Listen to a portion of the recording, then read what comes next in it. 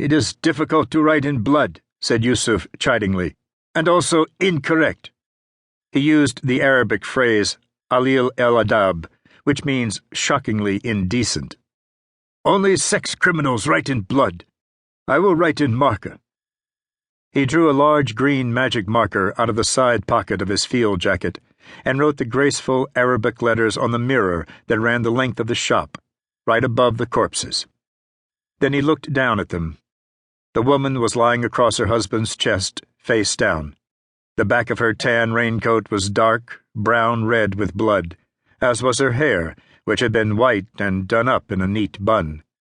The man's face was covered with blood, too, whether his own or his wife's, Yusuf was not sure. The man's thick, gold-rimmed spectacles were jammed askew up on his forehead, as if he had paused in reading to rub his eyes. "What have you written?" asked Mahmoud. Of the three of them, Yusuf was the only one who could write more than a few simple words and his name. This was why he had been chosen leader. "I wrote 'Death to Israel' here, and 'Free Palestine' here, and I signed it with the initials of the movement here.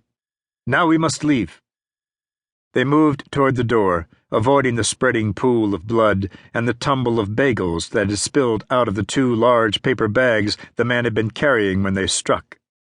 As they passed the cash register at the front of the shop, Mahmoud leaned over and rang the drawer open. The bell seemed unnaturally loud, and Yusuf started.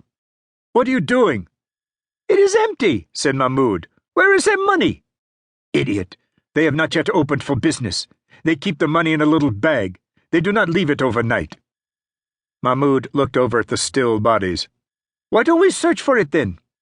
"Ya Salim, because we are not thieves. We are soldiers."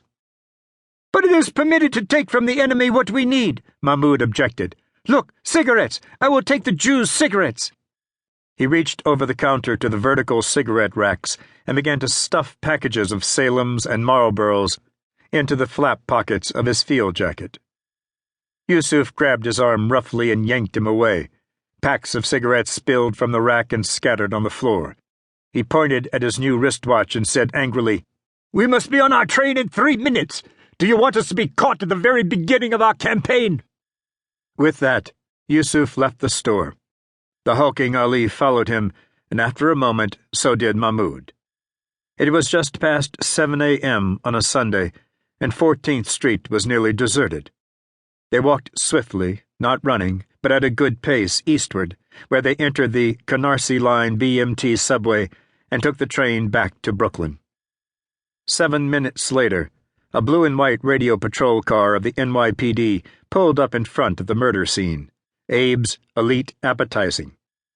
2 officers, a man and woman, climbed out and confronted the 2 frightened NYU students who, in search of an early morning toasted bagel with cream cheese, had discovered the blood-covered bodies within.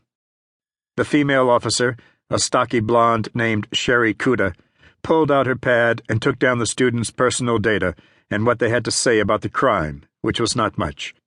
They had come in, seen it, and immediately called 911 from the payphone in the shop. Kuda's partner, patrolman Edwin Roscoe, had meanwhile entered the shop, gun in hand. He gave the bodies a wide berth and checked behind the glass-fronted cooler display and the short serving counter, and then went through a narrow hallway, checking the storage closet, the toilet, and the rear entrance, which was locked from the inside with a heavy bar, and alarmed. Then he went back to the shop proper, holstering his pistol as he went.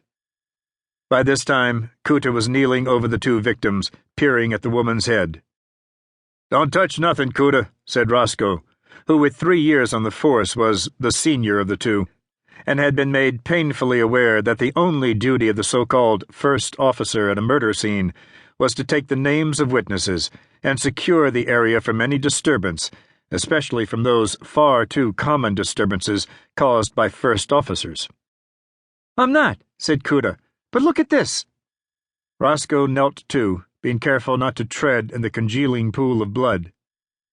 "You see that strand of her hair over the ear, the bloody one?" Kuta asked, pointing. "Just watch it for a second." Roscoe did. He said, "It's moving. Holy shit, she's alive." "She's dead," said Kuta confidently.